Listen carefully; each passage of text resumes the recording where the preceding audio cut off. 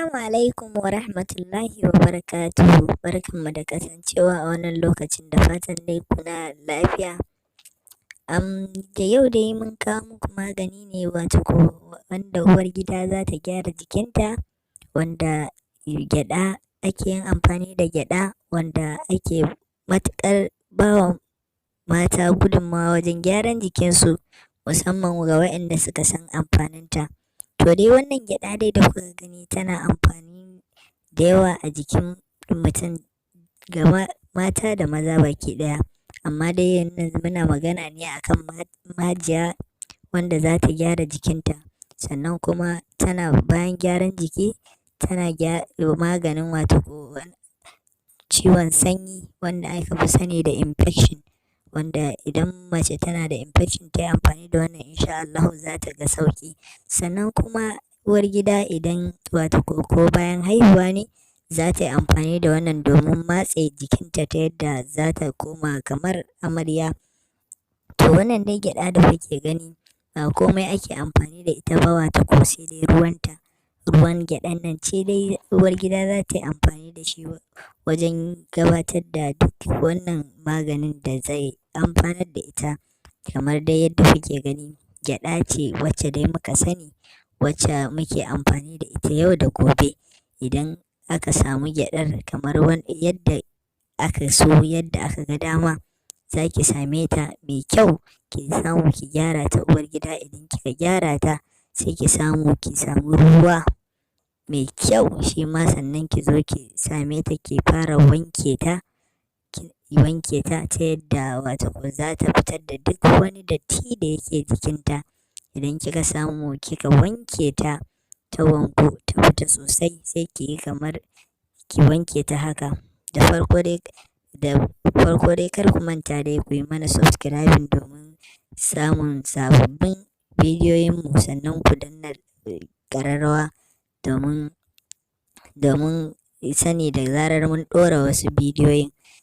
Da fatan dai kuna jin daɗin wannan bidiyon namu.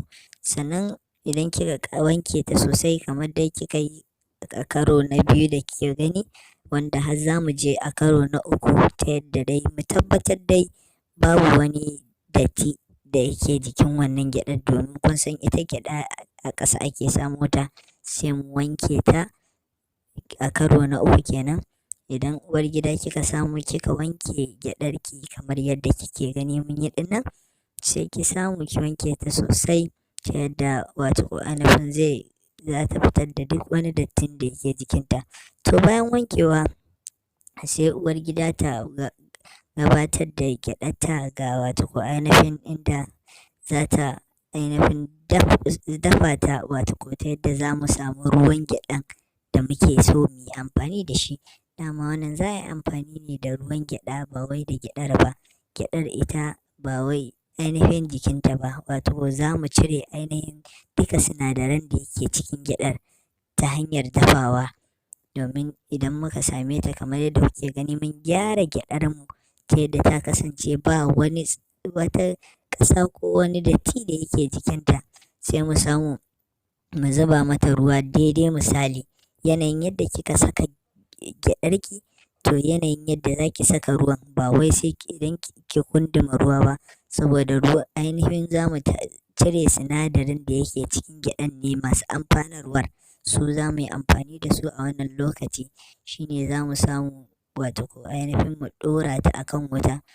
Idan muka ɗora ta akan wuta ya tafasa, za mu ɗora ta akan wuta ne ta tafasa, ta yadda za ta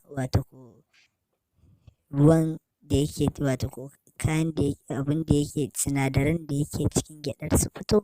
Idan suka fito, ta yadda za su koma a jikin ruwan da muka saka, ba wai a jikin gyaɗar da ainihi take ba. Idan muka samu kamar yadda kuke gani, sai mu samu mu kai shi ga ainihin abin da za mu dafa shi, gas ɗinmu. Idan muka gabatar da ita, sai mu bar shi ya tafasa na tsawon minti 15.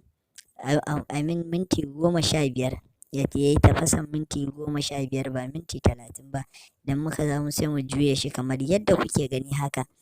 Wannan shi kun ga ruwan ya canza kala, wato ko daga yadda yake ya koma kalar gyaɗan, to ba komai ne ya gabatar da hakan ba face sinadaran da yake cikin gyaɗar ne suka dawo cikin ruwan. To kamar yadda kuke gani, sai uwargida ki samu ki tace wato ko ainihin ruwan gyaɗan naki. Idan kika tace shi kamar yadda kike gani haka, yauwa sai ki tace shi. To kin ga abin da za mu yi wato ko ainihin amfani da shi kenan. Wannan zai kasance shi ne wato ko uwargida za ta yi amfani da shi wajen sha. Wato ko idan kika sha wannan, zai kasance a rana za ki na yi sau ɗaya ne ko sau biyu. Yanayin halin dai da kika samu za ki iya yi na lokaci in ya bar ki, sai ki samu ki wato ko ainihin yi amfani da shi. To sannan sai ku samu wannan cotton ne da kuke gani, wato ko ainihin auduga, wanda yake kasancewa za a yi amfani da shi ne a karo na biyu, domin abu biyu ake yi da ruwan shi ainihin gyaɗar. Idan kika samu wannan ɗin, kika samu wannan wato ko soso dai kamar irin wannan da kike gani. Idan kika sami wannan soso kika sa shi a ruwa, sai ki duba kwatankwacin irin ruwan da kika yi amfani da shi a farko. Sai ki samu, kin ga kamar ruwan ba shi da yawa, za ki iya aunawa ma idan da hali, ko ki ce cokali 4 ko zuwa cokali 3. So idan kika same shi haka, kika ɗauke shi sai ki ɗan matse ruwan ta yadda ba zai ɗebi ruwa da yawa ba. An fi son shi ne kawai da ɗan ruwa kaɗan a jikin shi, ba wai ruwan yana tsiyaya ba.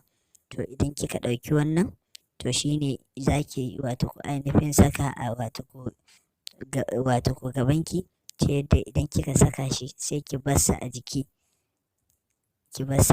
Sai ya jima a haka.